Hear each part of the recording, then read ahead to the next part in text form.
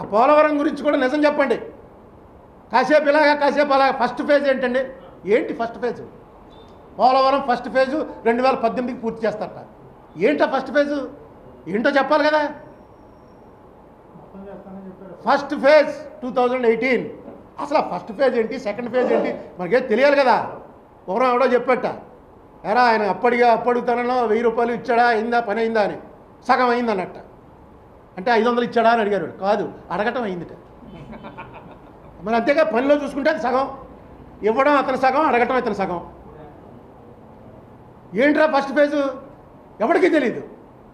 2018 నాటికి first phase ఏదో ఒక ప్లాన్ ఇచ్చి ఫస్ట్ ఫేజ్లో ఇది పూర్తి చేస్తాం, సెకండ్ ఫేజ్లో ఇది పూర్తి చేస్తామని చెప్తే అర్థం ఉంది. ఓ పక్కనేమో పట్టిసీమ జాతికే అంకితం చేసాం, 2018కి ఫస్ట్ ఫేజ్ పూర్తి చేస్తానంటాం. పైపెచ్చి నన్ను అంటాడైనా బీజేపీ వాళ్ళు మిత్రధర్మాన్ని పాటించట్లేదు, బీజేపీ వాళ్ళు మేము పాటిస్తున్నాం కానీ వాళ్ళు పాటించకుండా మా మీద విమర్శలు చేస్తున్నారు. ఇదే మనిషి రాఘవులు గారి జలయజ్ఞం మీద క్రిటిసైజ్ చేస్తే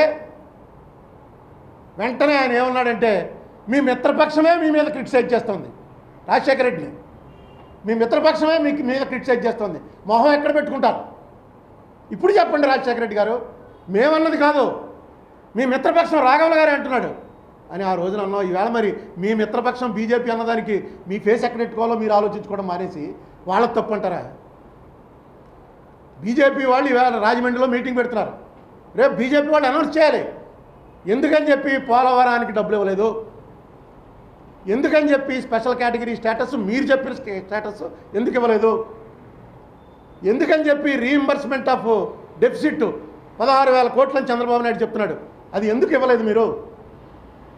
రేపు అమిత్ షా గారు పబ్లిక్ మీటింగ్ పెట్టినప్పుడు ఆ కారణాలు ఆంధ్రప్రదేశ్ ప్రజలకు చెప్పవలసిన అవసరం ఉంది. ఈవేళ ఆంధ్రప్రదేశ్కి బీజేపీ టీడీపీ ఇద్దరూ కలిసి ఏం చేశారు? టీడీపీ వాళ్ళు ఏం చేశారు, బీజేపీ వాళ్ళు ఏం చేశారు? మనకి చేస్తానని యాక్ట్లో పెట్టిందేంటి? ఆ యాక్ట్లో ఎన్ని ఫుల్ఫిల్ అయ్యాయి, ఎన్ని అవ్వలేదు, ఎందుకు అవ్వలేదు, దానికి కారణాలు ఏంటి?